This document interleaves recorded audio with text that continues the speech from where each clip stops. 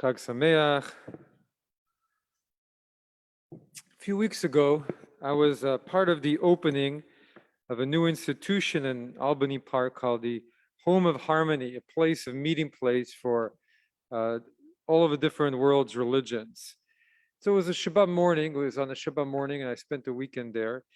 And we all gathered, members of the local community. There were the heads of the missions of this particular order that was creating this new Home of Harmony. And we marched a few blocks, leaders of the world religions with the photo op, hand in hand, walking together. And just as we were doing it, of course, it started to rain on our heads right as the procession started.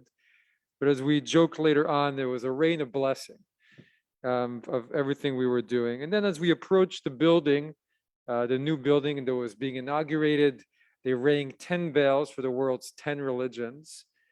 And then there were 4.5 hours of speeches. And that bell that rang 10 times was to echo the 10 bells that were rung at the first World Parliament of Religions, which happened in 1893 in Chicago as part of the World Fair. And that's considered to be the beginning of the modern interfaith movement. And it was there that a Swami Vivekananda, who was the first head of this order that created the Home of Harmony, and a national hero in India, he made an address to the Parliament of the World Religions where he called everybody there brothers and sisters. And he received a big standing ovation. And he became the sensation. He brought Eastern religion to the West, one of the first to do it, if not the first. But really it was about this moment where the world was becoming more globalized, more interconnected. And for the first time, religious leaders were speaking from a place of unity and understanding instead of division, of suspicion. And so the audience clapped fervently, and there was a lot of excitement about all of it. It was very much a new beginning. So this morning, Shavuot is, as we read, the story of the revelation of that morning where the mountain shook and the assembled children of Israel received the Torah, the Ten Commandments, the whole experience. And so Rabbi Levi Yitzchak Bereshev, he says, well, what was received that day? Yes, it was the laws, but as mentioned, it was also the experience of standing on the mountain that was to be handed down generation to generation. What was it about that experience? He says that experience is our link to be able to experience revelation ourselves, to be able to have the experience of ongoing revelation, because Shavuot is not a memorial day. On Shavuot, we don't remember something that happened thousands of years ago. And when we have an aliyah for the Torah, we don't say Baruch Atah Natan HaTorah, who gave the Torah, but we say Noten HaTorah, who gives the Torah. And the giving of a Torah is an ongoing process. It keeps happening. It's always in the present. We are to continually revisit Mount Sinai.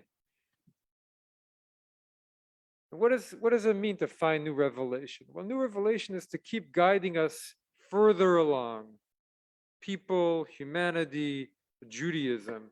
And this is what we do every Shabbat. We open up the Ark, we take the Torah out, and we read from it, not just to remind ourselves of what's in it, to be frozen in time, but every time we take it out and we read from it, and we have a new thought, we have a little piece of inspiration in our mind, we're adding to the oral Torah, we're adding to the breadth of the Torah itself. We're connecting to what we call the supernal Torah, the heavenly Torah that's infinite, and it keeps giving new inspiration and teaching us how to live in our daily life and in our daily routines. And we keep growing with the Torah, with the Torah there's a Torah that's fixed and a Torah that keeps growing. And Judaism then is part of this ever-growing, ever-evolving, not meant just to be frozen. Rav Kook, the first chief rabbi of pre-state Israel, of Palestine, came from what we would call now the ultra-Orthodox world, but a very interesting thinker. And he saw that all Jews and all of humanity were on this journey of continuing embrace of ever wider parts of humanity and the world. And Judaism is there to help us with that. So he wrote the beautiful song I've quoted before about how humanity is to grow. And so he wrote the first song of man's evolution was only for himself, for his own spiritual fulfillment. But then the next song, he writes, man steps out of the circle of his private concern, which he doesn't find sufficiently broad nor idealistically grounding. And he strives for fierce heights, yet attaches himself with gentle love in the song of his nation to the Jewish people. And with her, he sings her songs and shares in her distresses, delights in her hopes. So the first evolution of a human being and of Jews is to find fellowship in our people. But for Rav Kook, it's still not the end of the journey. In the third song, he writes, a person was to broaden himself, herself further, furthering her sense of self until it extends and expands beyond the boundary of Israel to sing the song of humanity. Her spirit advances and encompasses the majesty of humanity, the splendorous dignity of its divine image. She is drawn to common destiny and yearns for humanity's sublime self-actualization.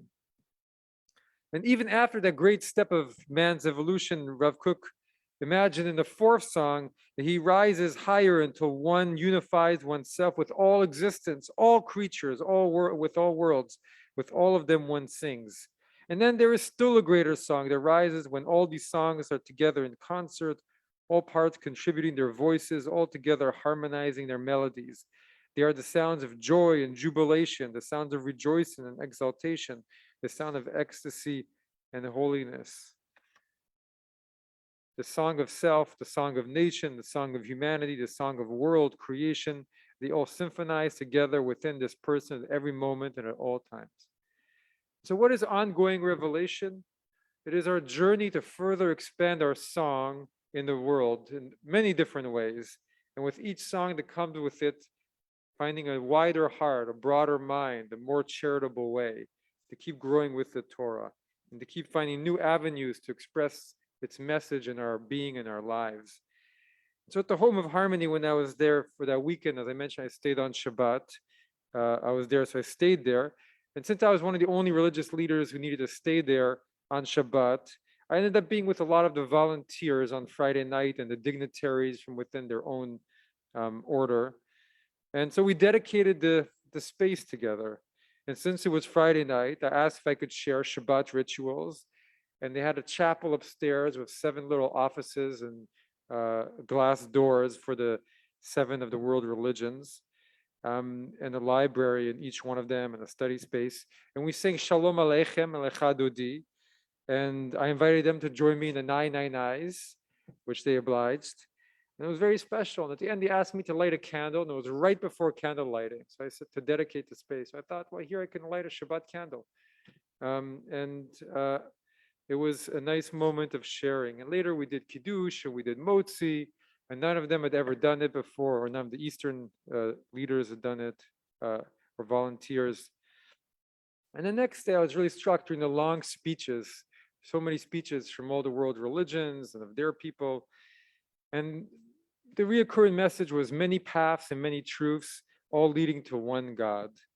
And some others also said, well, these words are all fine and good, but in our day, what this center is really hoping to accomplish is to bring peace and understanding between the world's religions.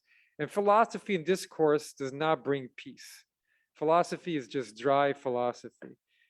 And so they said, what is the next step in interfaith is for each of the distinct traditions to not only appreciate each other, but also to, from within their comfort levels, be willing to share and experience each other, not to merge it all into a big group, but to pray together and to meditate together and to learn about each other, to be together. And as the head of the home, who's a Swami who came to speak here a few years ago, he said to share each other's cuisine, to, when you have if you want to find out a recipe, call out someone from a different religion and find out, do you have a good recipe for this or for that? And that's how you really build understanding in a globalized, interconnected world, to see each other's wisdom and to even sometimes see how their wisdom might help illuminate or elucidate our own and vice versa. A newer version of interfaith, and to harmonize together a great song of life and keep widening our embrace. So every year we receive the Torah anew. And every year the words speak to us a little bit differently as we sit in shul week after week hearing the familiar stories. Because we are always walking with the Torah and we're always pushed to see things a little bit differently. And there are many ways in which we grow with the Torah in all kinds of ways. So let us keep singing new songs. Let us keep ringing new bells of understanding and of study and enrich our ideas, enrich our own faith so that our human hearts and our human minds become ever broader to match the vast expanses of the divine mind and heart, keeping stretching to new heights so we may all find ever new joy, peace, and goodwill. Chag Sameach.